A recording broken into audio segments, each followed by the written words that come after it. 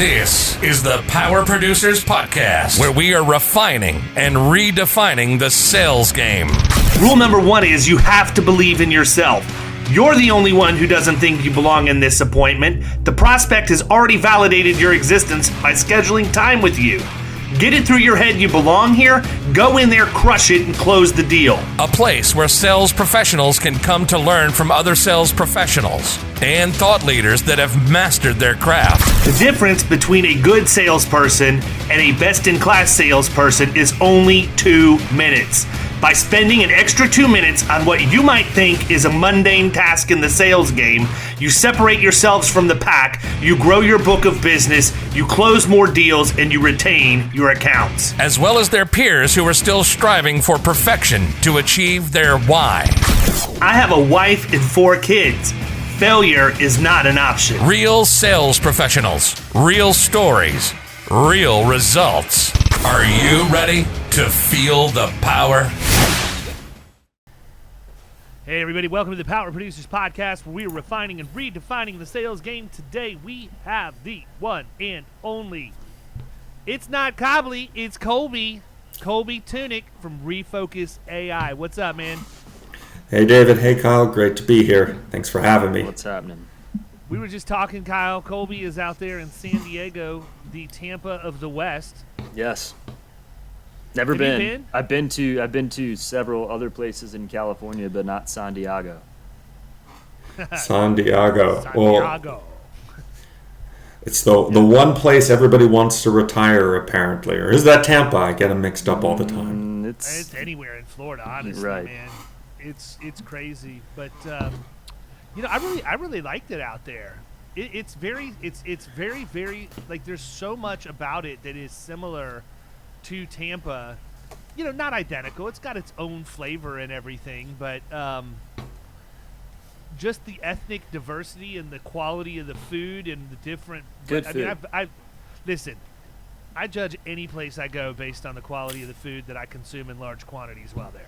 It's an important aspect of any geographical location.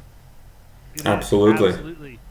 So, Colby, give us a little bit of background, man. Tell us kind of where you came from and how you got to where you're at. And then I want to jump into ReFocus and hear everything you're doing with that. Yeah, sure. So I actually started out in the defense and space industry doing consulting for large companies going through digital transformation, innovation.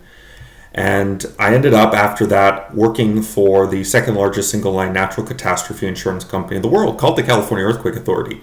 And so before that, I had no real exposure to the insurance industry. I ended up going and working for a super cool carrier focusing on residential earthquake insurance and learned everything I know working there. And while I was there, one of the interesting things that was happening was this push to try to use data to understand trends.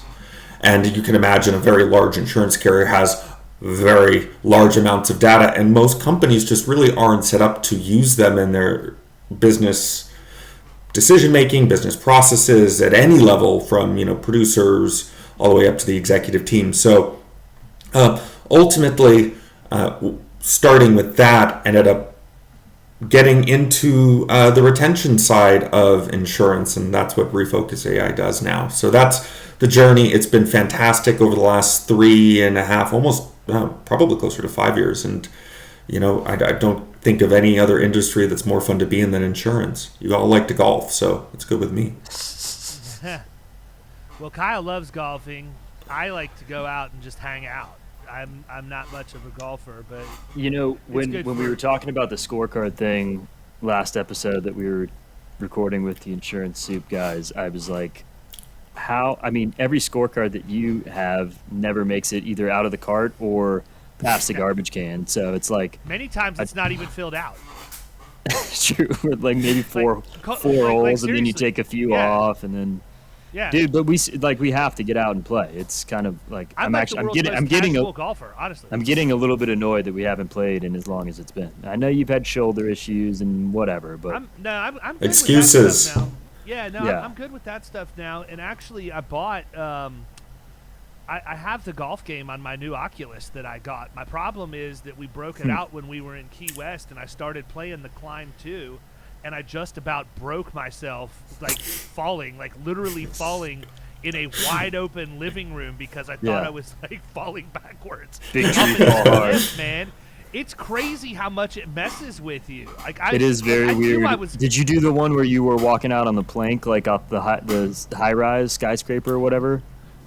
No, I was literally I was like on the side of a mountain climbing and trying to get to the end. It's really one cool, man. I love it. It is interesting. Yeah, I've got the Oculus. It's on now.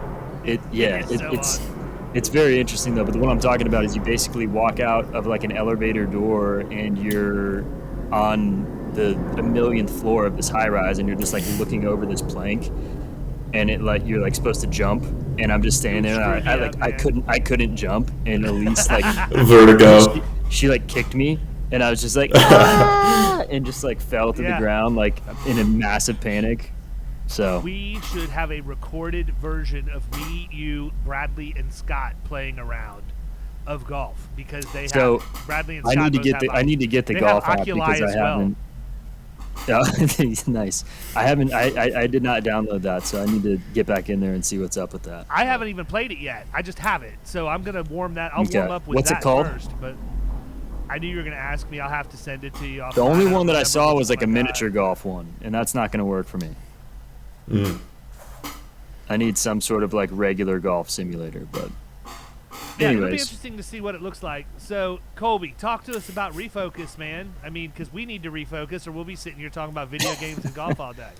No, there is to talk about, really.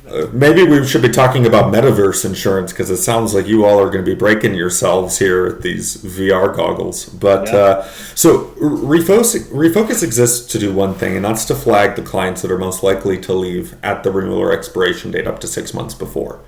And we're working with lots of mutual carriers that work with independent agents. We're working with a lot of independent agents, because one thing that I know you've talked about, David, I've seen lots of videos of you speaking about, how do you set up a renewals process? How do you set up a renewals desk? How do you, keep customers from churning? Oftentimes, though, it's just kind of the back of the pile. It's the last thing that people focus on.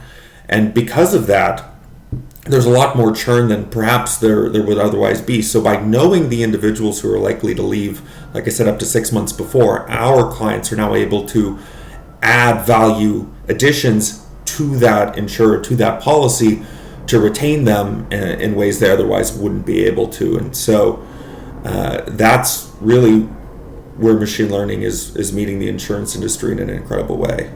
So is that data from like an NPS score, or I'm sure we'll get into this, and I'm not looking for you to give away all the secret sauce, but I mean, how it's some sort of predictive analytics, I would imagine, that's allowing you to figure out who's likely to leave 6 months in advance.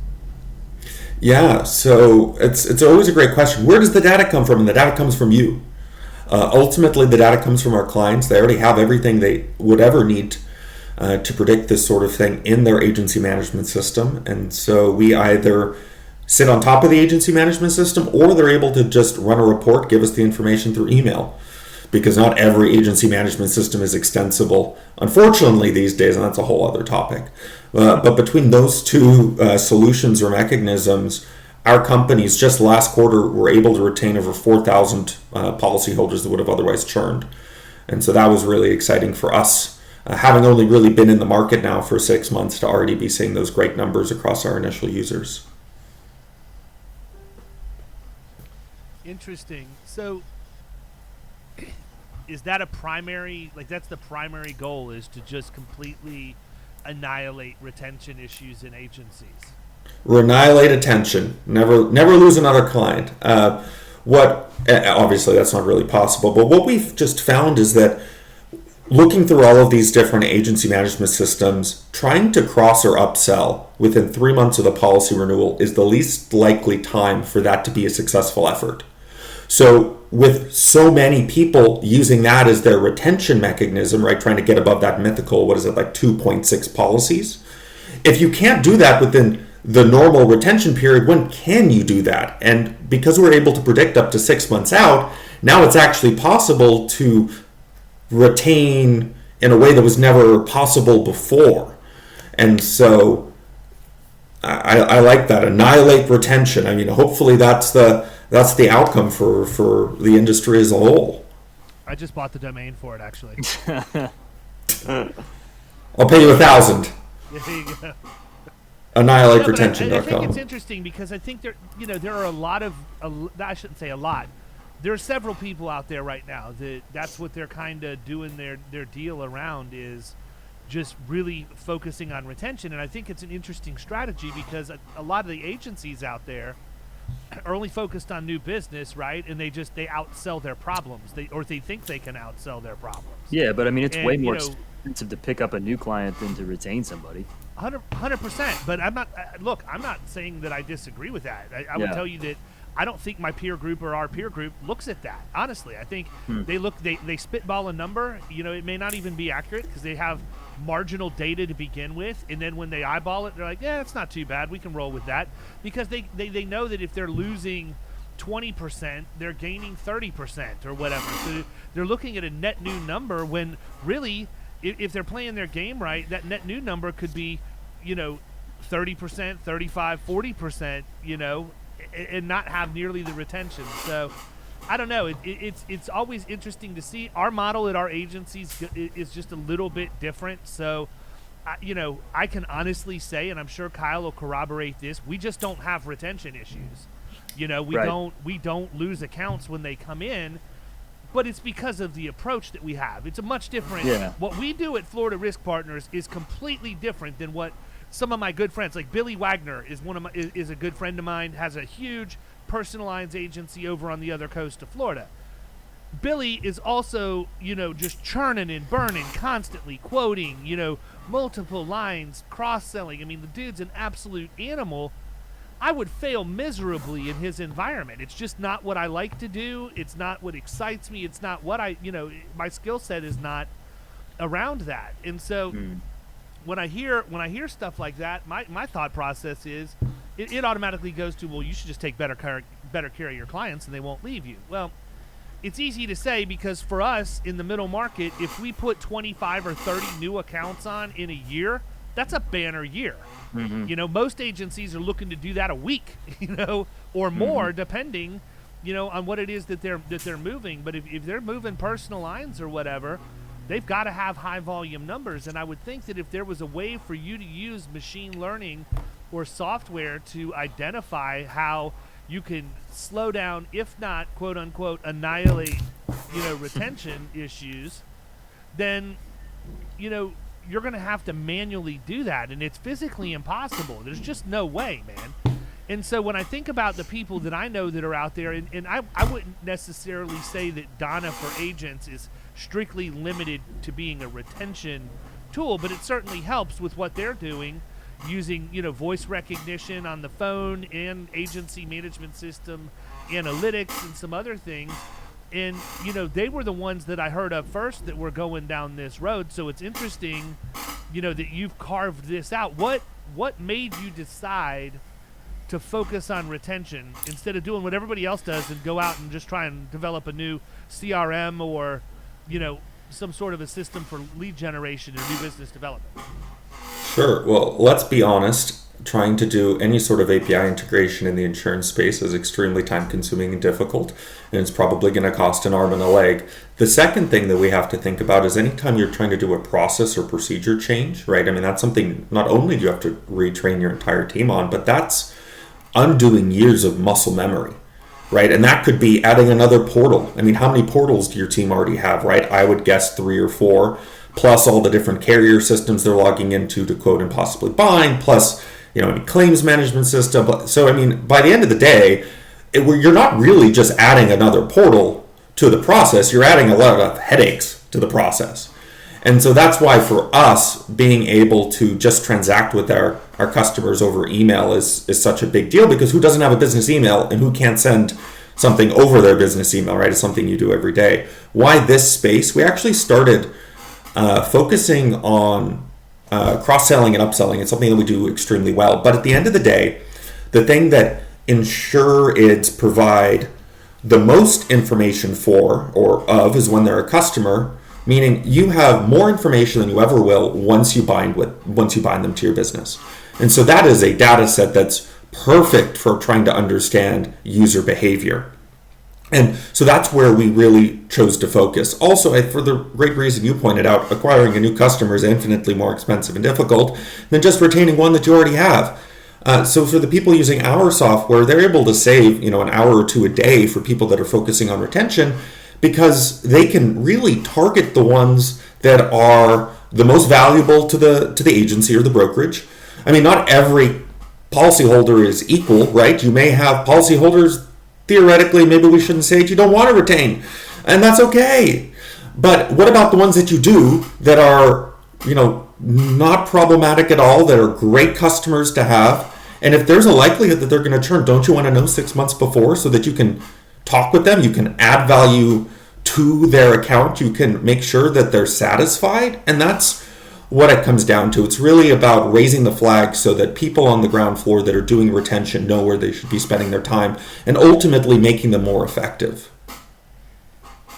So most of the talk people a little bit about yeah, go ahead, Kyle. Go. I was just going to ask if most of the people that are reaching out to you are actively having these retention problems, or if it's something that they are trying to get out ahead of. Like, what's the? I see you laughing, David. I don't know why. That's my funny, retention is my retention is 53%. Can you help me? That's what I was laughing at. I know, like, but how that's bad what I'm saying. does it really? Yeah, I'm interested as to how bad it really gets out there. Right. We've heard of retention through some of our integrations that are as poor as 60%.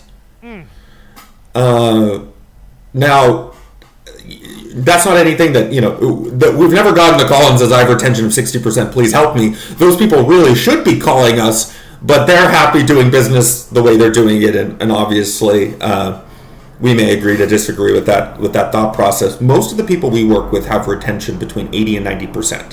However, we also have people we work with that have retention is, above 95%. And the reason is we can recognize right now that this is an amazing time to sell insurance, right? The market is hot. The economy is booming. There's more, green dollar bills floating around than, almost any time in recent memory. But how long is this good time going to last? How long is it going to be before the market starts to contract and people cut down on their coverage and businesses start to go out of business again? And so, right, we have these cycles, and right now we're cruising towards the top, but eventually we're going to go down. So we have people that have like 95+% retention that are like, hey, we really don't have a retention issue today, but if A, we can make our team more efficient by recapturing an hour or two right now, and B, set ourselves up to kill it when the market becomes a lot more competitive and we know everyone's going to be struggling with retention, that's where we want to be, and that's why we want machine learning to help us get ahead of that. Interesting. So what's the average mix, like, of the agencies? Is this primary personal lines? Is it personal, small commercial, or is it across the board? Yeah, so we do small mid-market commercial and personal right now. That's primarily both the carriers and the brokers we work with. It also works for, mid to large commercial. But when you think about those sorts of accounts, anything over $100,000 in premium per year, they're really not moving that much, right? Those companies move really slow, and they're really not going to go and farm quotes out every 12 months. So those accounts don't need the sort of assistance that we provide. They don't. We deal with, like I said, small to mid-market, so where things just aren't as sticky by the nature of price tending to be the key differentiating factor. So what does it look like, though, in the retention world? Most people are averaging about 85% retention is what we're seeing for personal and commercial. That's about the average. Obviously, some lines of business may be more, some lines may be less. Some companies we work with kill it, like I said, over 95%. But most people are churning at about 15% per year. So if their growth goal is 30%, that means that's a lot more selling they have to do. Yeah, 100%. So I'm also interested in how much you're moving the needle, right? So I know you've how long have you actually been in the marketplace outside of beta and actually getting after it? Last fall, so I would say August, September, somewhere in there was when we started rolling out to some of our initial clients. And to answer your question, how much we move the needles, so it's it's something I'm just wondering, has there even been enough time for you to measure that yet? To get a really accurate number. I'm sure you've seen some good forward progress. I mean, you weren't going to come on my podcast and say, well, we found out that our invention sucked and we decided that so I know you're doing okay with it. I'm just interested in... Sure. I can give you a carrier example. Sure. A carrier on the West Coast we're working with, they're a mutual. They write in about 5 states. We looked at specifically their home book. So that was their, one thing that we started with. And they had about $10 million in churn every year in their home book. And so we were able to save $2.5 million. So 25% of what they had been churning, we were able to retain, which is huge for them. Yeah. And we expect as we continue on with them, we'll move from a much more predictive analytics capability to a prescriptive analytics capability. Because to be fair, not everybody gathers the information that they need in order to get prescriptive analytics. And so that's where we're heading with them. And we think we can probably get just north of 50%. So retain at 5 million policies every year that they had been losing before us. That's where we're trying to go. What's something you thought you knew, but since the fall you have realized maybe that is not the case? So originally, and I think I mentioned this earlier, we were focusing more on the sales side. So how can you identify cross-sell, upsell opportunities? Who's going to purchase what next and why? And ultimately, we were talking with a lot of companies that were just, gangbusters growing. So these are $250 to $500 million brokerages, carriers, things like that. And they're growing at 45 to 50% a year. We're like, we'll help you grow 10% more. And they're like, well, we don't need it. And that was really shocking to us and our team. Because we're like, you don't want to grow more? They're like, we're growing faster than we can handle it anyway. So, maybe when we get to $1 billion and, our customer acquisition costs go up and we really, are struggling to hit our growth goals, then come back and talk to us. So that was a real shock. And that was one of the things that made us focus on retention, because we realized that, okay, if they're growing at 45%, but they're churning at 30%, they're much more worried about that 30% churn, right? Because that's really what's eating into their profits, not the fact that they're growing, exponentially year over year. So that was something we learned that I honestly was not expecting. It was a shock for us. Yeah, that's interesting. Yeah, so I know that you are out there now looking to get some level of support from, an incubator, accelerator type arrangement. I don't know. Are you guys looking for funding right now too? So for us right now, we're self-funded. So the co-founding team, it's bootstrap plus early customer revenue. For us, we see it being more advantageous for us to work with either a strategic accelerator or just continue to fund ourselves off our customer revenues, because we want to stay laser focused on what helps brokers, not what some outside investment firm is going to think is the best strategy when it comes to technology and roadmap.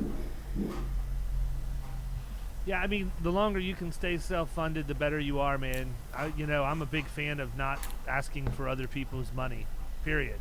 I'm also a big fan of investing in InsurTech. So, there's that. But, it's an interesting, you guys, you've only been doing this for how many years, man? I mean, you come from the defense industry, which I think is interesting in and of itself, because I'm somewhat ingrained in that industry. That's one of the classes of business that I go after is Department of Defense contractors, because we have a ton of it here, and obviously you guys have you have at least a naval base in San Diego. I'm sure you have more than that, right? 4.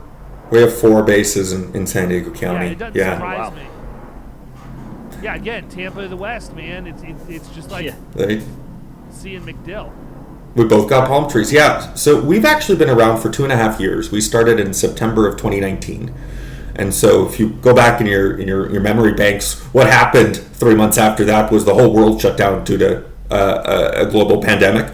And so we actually just spent the first 1.5 years building out the software, working really closely with early adopters to understand their data, which was something that I think sets us apart. And when I mean understand their data, we would do what's called an exploratory data analysis. So we'd have our chief data scientist, Dr. Nassar Hundawal, and he would literally sit there and review all of their data for them and tease out all of these great insights on what's possible and how accurate can we be, and do that, far and beyond what you would get now from just, a plug-in SaaS software. And so that's how we spent our first year and a half. And so then we really hit the market selling middle of last year, and then really focused on retention towards the end of last year. And since then, it's been wonderful. I think what you're talking to when you talk about the accelerators, we applied to BrokerTech Ventures, we didn't get in, which was a little bit heartbreaking because we had been speaking separately to like 5 or 6 of the partners that fund that program, and they were all interested in us and saying, well, if you want to work with us, get in, because this is how they set up their innovation pipeline. And a lot of companies don't really have a great way of bringing innovation into the organization. And BrokerTech Ventures is a great program. I'm so happy for the 12 cohort companies that were just announced for this cycle that did get in. But there were some interesting companies in there, man. Yeah. Like Xylo, I was like, why is Xylo worried about going into BrokerTech Ventures? That's a name that I've heard for a couple of years. And they're San Diego based. Yeah, interesting. Well, and my good friend Todd Tams from Mod Advisor did get in, and I'm happy to see that. So, yeah, absolutely. I think it just goes to show, though, that when you have innovation, you often, and you're growing quickly, what they're looking for is how they can reduce the number of systems they're using, right? Again, it's like, how can we cut down the number of portals, right? How can we do more in our main agency management system? And it seems like for a lot of the companies that got into BrokerTech Ventures this time around, that was really the it seemed like that might have been the theme or the thesis of the companies that got in. So again, really happy for them. But the sky's the limit. Obviously, the insurance industry is rapidly innovating, and it's an exciting time to be here. Yeah, I can tell you, as far as limiting the number of systems, like that's a major focus for me personally, and it's one of the reasons why we use HubSpot. If I can get Ivan's downloads into HubSpot, I will never have an agency management system again. Because right now everything's duplicate entry for us, and HubSpot is actually more valuable to me. And look, I love Hawksoft. I love my agency management system, but what I don't love is doing the same thing in 2 different places at some point, and that's going to be a problem. So maybe I'll really luck out, and Hawksoft will announce that they've got a HubSpot integration now. But the other problem is that I think every agency out there has that one system that they've really built their business around, that they've heavily invested in, that you're never going to be able to pull them away from, and that's HubSpot for us. I mean, at this point, we're $300,000 deep into a custom build-out. We're not going anywhere, right? And I mean, I'm an investor in Better Agency. I'm going to Better Agency's conference, but I can't be a user for Better Agency because I'm married to HubSpot at this point. I can cheer them on. I can recommend them to the agencies where it makes sense, and I can hope, I can hope that they do very, very well, and I think that they will.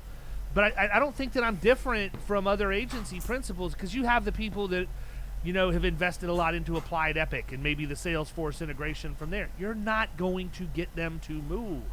And the other problem is you're not going to get them to add things if it means you have to go somewhere else to access it. It's just not going to happen. If I can integrate everything with one spot, I'm home free. I'm happy to look at that. But texting application, all of that, it has to be integrated with HubSpot for me to be able to pull the trigger, period. That's it.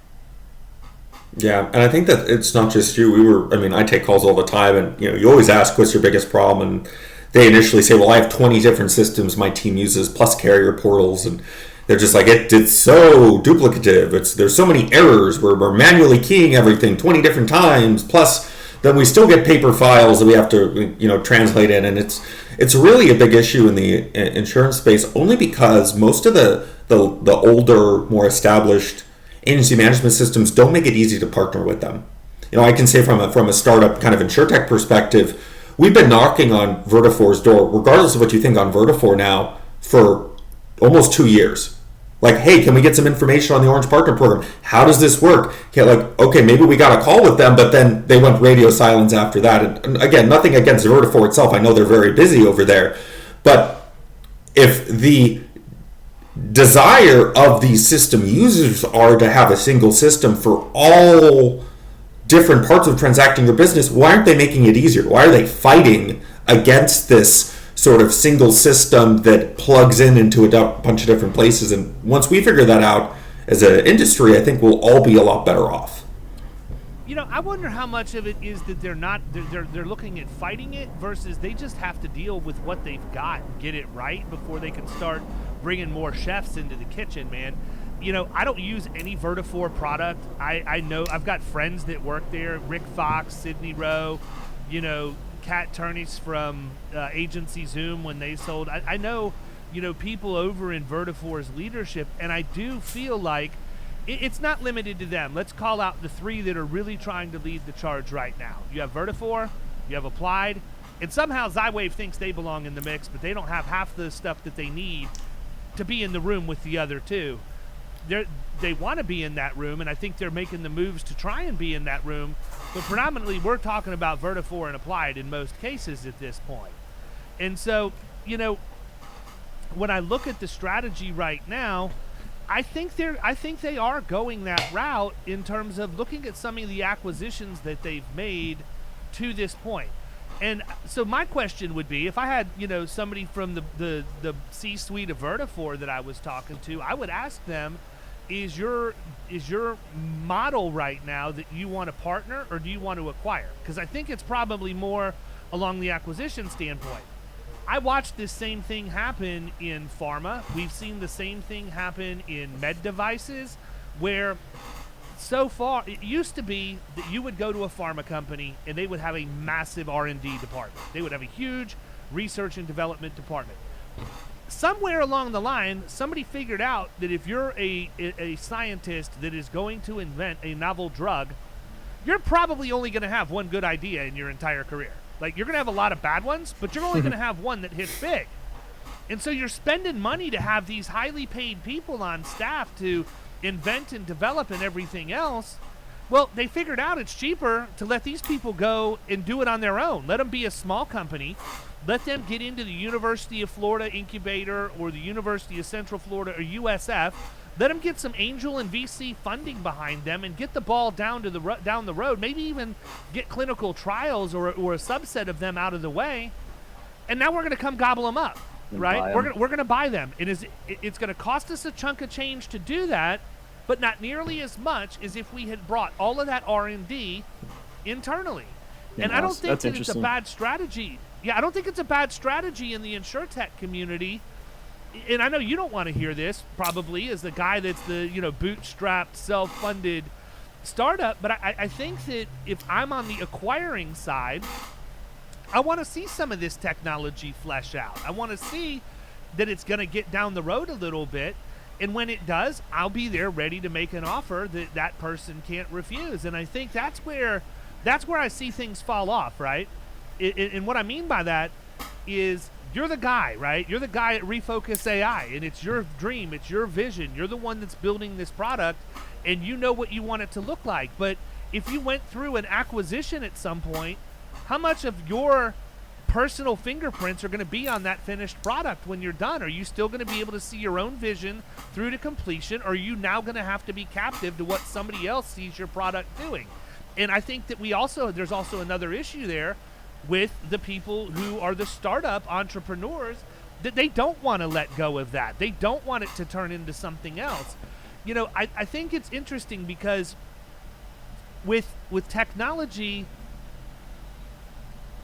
independent insurance agents are independent for a reason. We want choices, right? It would be a heck of a lot easier for me to open up a captive office and just go sling that product all day, every day, Monday through Friday, handle a few claims here and there, but never have anything that I really have to worry about, as far as running the agency. That's not how I'm wired, man, but that would be the easy way to do what we do. Instead, I'm independent. I want choices. I don't want somebody telling me which carriers I have to represent for my clients. I don't want somebody telling me this is the AMS you have to use, or telling me this is the CRM, or whatever else.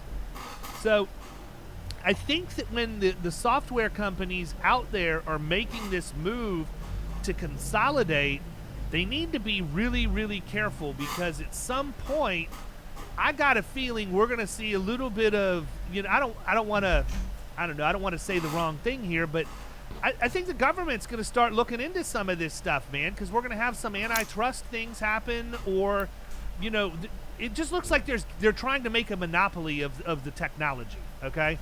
And I have an issue with that, because if I wanted to just go and have one person tell me everything I was going to be able to use in my agency, then I would just go be captive, and I wouldn't have to put up anywhere near as much money or anything else. But instead, that's where we're going, is consolidation. And I mean, the multiples that are getting paid out and the acquisitions that are happening at a torrid pace are just not slowing down.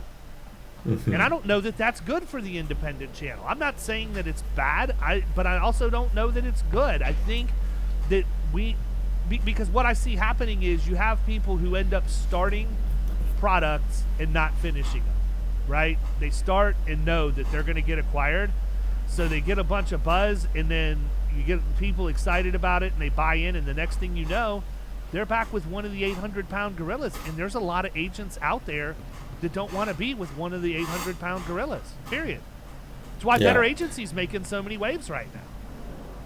And I think that's why it's important that when we think about building anything for insurance, we always think about how we can do it with the least amount of effort possible for the end user. How can you do it by eliminating portals, by eliminating APIs? And that's why I said we allow people to transact with us through email. They just send us a CSV, and then we send them a processed Excel file with insights back, and it takes all of 2 minutes. Why? Because everyone is email. You can do that with any system that exists in the world, even for the people out there that are still using Excel. The future is more flexibility. When I see who's really successful in this space, it's not insurance-specific agency management systems, it's CRMs. HubSpot's a great example. Salesforce is another. Why are they so successful? Because they built an ecosystem so that ultimately people can invest in customizing their systems like you have with HubSpot, but still get the best choices out there of all compatible products. And that's not anything that we're seeing right now, really, in insurance. I have a company that we're working with. They just moved to Applied Epic. Like, this is their big thing. They left Vertafore, they went to Applied Epic. They're 1 year into a 3.5 year move.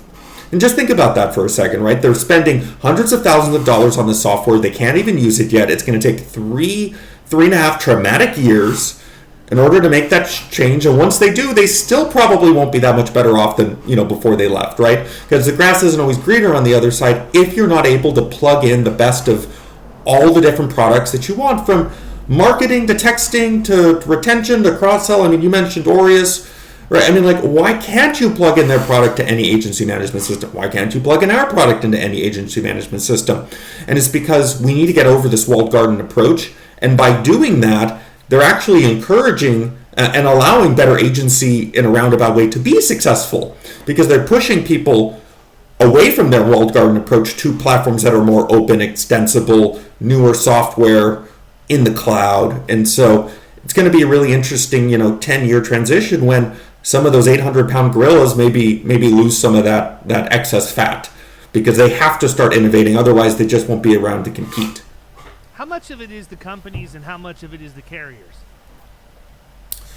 So the interesting thing for us is we actually work with just as many mutual carriers as we do independent agents. And one of the things we're seeing from the mutual carriers perspective is they're building out tool sets to actually help their independent agents be more successful. And then they're embedding us into those, which is super interesting because they want to help their independent agents sell more of their products and services and retain more of the policies that they wrote through, that specific mutual. And they don't see the independent agents right now getting the support they need with the agency management systems that are on the market. So they're starting to build out their own capabilities to help their agents sell more, retain more, and it's a really great thing to see. I don't know on the large carrier side if they really care, because what large carrier right now doesn't have a direct-to-consumer approach? And I'm not for that. I think people need to work with independent agents because that advice and that relationship only strengthens their coverage and their protection over time. But why would a large, direct-to-consumer company who also does some work with independent agents promote that, because ultimately there's less commission in it for them, and they're all about cutting dollars and cents. So I think where we need to go as an industry is really support the carriers that are building out support for independent agents. Maybe give them the best business, right? Promote them as the sort of carriers of choice, and then work with the technology companies that are trying to help people get the solutions that are best fit for them and not the best fit for the solution provider. So what's on the horizon for you? What are you most excited about? Hold on 1 second, Kyle. Sorry. Yeah, I feel like, you hear this all the time. Agents are out there throwing around the API. Why can't you get an API? Blah, blah, blah, blah, blah, right? They don't even know what it means, number one. But it's also really, really difficult because you're dealing with, every company in every state and every coverage line. Like, each one has its own. So, I can understand that it would be that much, much of a pain in the butt to do. I just don't understand why the carriers don't seem to be more in line to facilitate the process of allowing technology to allow the agents and the carriers to work with each other more efficiently. I just don't understand that. And I think it's just because no one has made them. The interesting thing in insurance is the people who hold the data, the influence, and the ability to sell are the independent agents, right? And for whatever reason, we're in this weird sort of alternate universe where people think it's actually the carriers with all the influence. But if the independent agents of the United States of America got together and stood up and said, we are not going to write any more business with this carrier because we don't think they're friendly, they make our life, for lack of a better word, a living hell, you have different portals and things that don't work, and I think you would very quickly see a change. But I think independent agents, by the nature of being independent, don't realize that they're actually part of a larger collective of other independent agents. And so, like I said, you see it in like consumer boycotting all the time, but support the mutual carriers, support the carriers that are actually only working with independent agents that don't have a direct-to-consumer play, right? Because those are the people that are trying to set themselves up and set independent agents up for success long-term. And I think, Kyle, to your question, that's really where the future lies. For us specifically as a technology provider, we are constantly exploring new integrations. We have integrations with some agency management systems, specifically on the wholesale side, which is really exciting because now with the single switch, we can start providing our retention insights to them with no integration literally, and they don't even have to see us. We're just in the back end. And that's really where we see, the future progressing, and then moving, from renewals into more prescriptive insights. So what can you do to retain this account actively? What's the sort of messaging you should be sending them? So that's the future. That's the next 10 years. I would imagine there's going to be a lot of consolidation among carriers as well as technology providers, because they ultimately, if they're only going to acquire and they're not going to build an ecosystem, which is ultimately more profitable anyway, there's going to have to be some consolidation, otherwise they won't be around. So that'll be an interesting... I hope in 10 years I'll listen to this podcast and see if not I was correct. Well, I think what they're doing, and I actually said this to the CEO of one of the technology companies when I was talking to them, and the more that they try to consolidate, the more that they're lighting a fire underneath the entrepreneurial independent agent that's going to say, screw you, man. I don't need to come to your platform to get a solution to my problem. I'll go invent my own, period. And that's what you're seeing. Look at Todd Tams with Mod Advisor. That's exactly what he's doing. He got fed up with the status quo, said, screw it. I'm just going to go build my own thing and make it better than what's out there. And here's what I'm going to do. Hey, software companies, here's a real freaking novel concept. He talked to independent agents and asked them what they wanted. He went to them and said, what is it that you're missing? What's not in the things that are available now that do something similar to what I do that you need to see in order to buy my product? And he listened to them. Better Agency has an extremely active support group on Facebook. What do they do in there? They listen to their clients. They listen to their prospects to tell them this is what we need. We're not dealing with the people who are trying to cram it down your throat that this is the solution. Run your business around the solution. That's bullshit. Run your business and design the solution around your business. That's what needs to happen.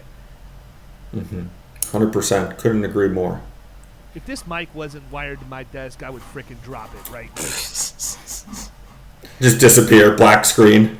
Yeah. What have we missed? Go ahead, Kyle, man? you're up. Yeah, I was just gonna say, like, what else do you want to talk about? I feel like we've hammered a lot of different subjects, but Well, for those of you listening to the call that don't know what an API, it stands for Application Program Interface. And it just allows two different systems to talk to each other. Normally, it's a single credential that's passed back and forth and we're enabled to access that information.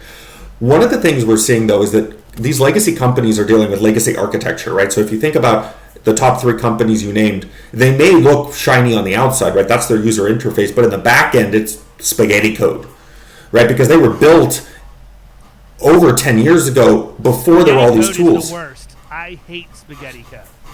Spaghetti code. And I've seen some of this spaghetti code myself, and it's frightening. And ultimately now, if you look at a company like Salesforce, they have one API for everything. You can access every single thing in any database with one API.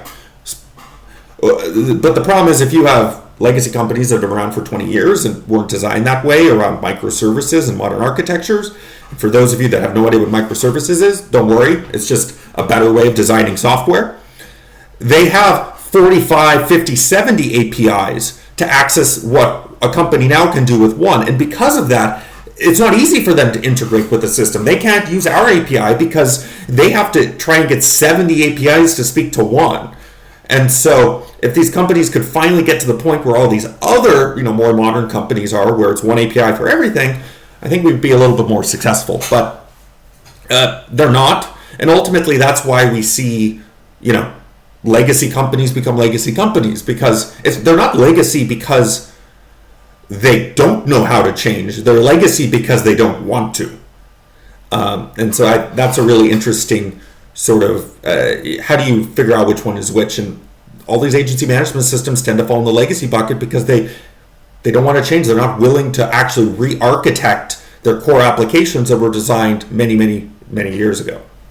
Dude, they all look, not all. I know of the one that we use, but it's just, it looks like you're in the library in 1993 trying to look up what books they have in stock. It's nuts. Well, and listen, I don't know why that is, but that's literally been every agency management system that I've ever used. It's not us, picking out one company and beating on them. Why is that, Colby? What do you think? Is it because that, and you don't need to throw anybody under the bus either, but is it because they're so focused on developing what they've already got and pushing it to the next level that they don't slow down and go back and sort of modernize things as they go? Or is it just literally impossible from a time and money standpoint to stop every because listen, when you're building a software company, haven't built one before, but I gotta believe it moves at a pretty quick pace, you're not going to be able to slow down and that, I just said better agency's really good about listening to their constituency. It's also a downfall, right? In my opinion, if you listen to every single thing that every person says and you try and act on that, you're going to have a problem. It's never going to end. Wheeling. Yeah. Mm-hmm. Yeah. Too many cooks in the kitchen. Yeah. So there's a concept in anything that deals with software called technical debt. And the idea is the more code you build, the more code you have to maintain. And the more code you have to maintain, the more time you have to spend maintaining it, meaning you can no longer innovate on new features. And so what we're seeing right now is that some of these companies have reached almost 100% technical debt. They are so, I don't want to say paralyzed, right? But and I'll explain why they're paralyzed. They're essentially paralyzed maintaining this legacy code base with languages that people don't use, like software languages that people don't know anymore, that aren't built using modern software development techniques. And because of that, because they're so paralyzed doing that internally, they literally are forced to buy, because they themselves could not build a mod advisor, David, just using your example. They literally don't have the resources to build that because they're spending all of their time just trying to keep the wheels on the bus, right? Trying to keep the system, for lack of a better word, stable, because they don't have the resources to totally rebuild their software. And if you want an example of this, Microsoft, it took them about 10 years, to do this when they launched Office 365, which is their like new version of Word, PowerPoint, Excel. They spent hundreds of millions of dollars, right? Totally rebuilding from scratch. But however, in 10 or 15 years from now, they're going to have to do that again. And most companies don't have the bandwidth, the revenue, the expertise in order to successfully execute that. So they're literally stuck buying. They're stuck buying the best of breed, trying to bolt it on in a haphazard way that maybe doesn't integrate all that well, and then move on to the next acquisition because they just don't have a better way of doing it. And so I don't know. I don't see a lot of these big software providers in the insurance industry being around because better agency is going to move quick and consume their customer base. Why wouldn't you work with a system that actually fits what you want and doesn't overcharge you for features that don't work or aren't relevant to your business? I don't know. That's just my perspective.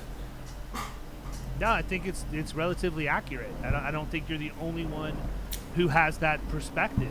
So let's hope everybody does better. Well, listen, man, you've been generous with your time. Kyle, you have anything else before we wrap this thing up? I don't think so, man. I'm fixing to go find out how much damage I've done to my skin over the sun over the last year. Sliced. Every time I go to the dermatologist, they slice some shit off me. It's awesome. Ooh. Oh, yeah, it's mandatory. Right. Spring It's chicken. like, it's like going to the express oil place and they tell you need an air filter. It's going to happen.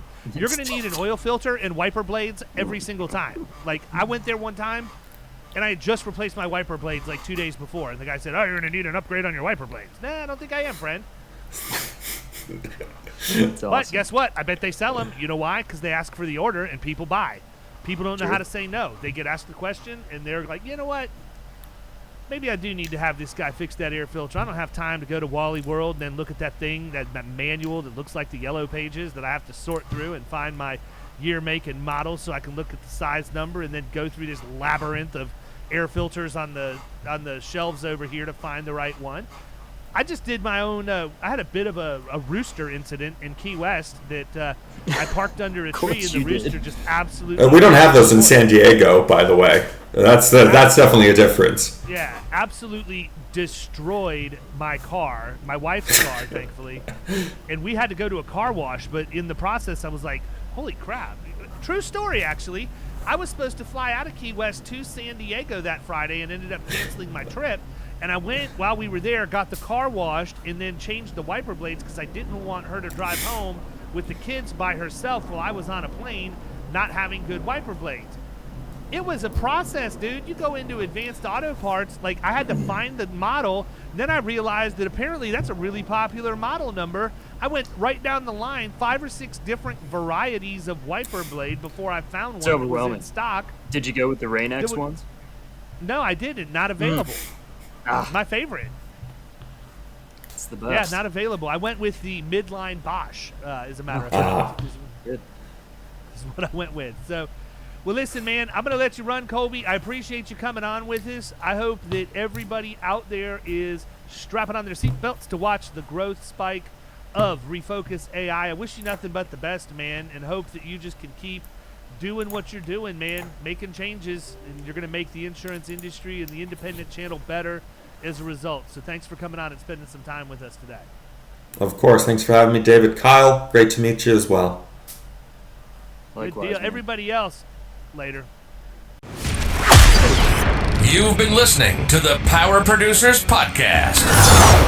You can follow Killing Commercial Insurance on Facebook and YouTube. And if you want to take your game to the next level, check out our book, The Extra 2 Minutes, and our website, killingcommercial.com.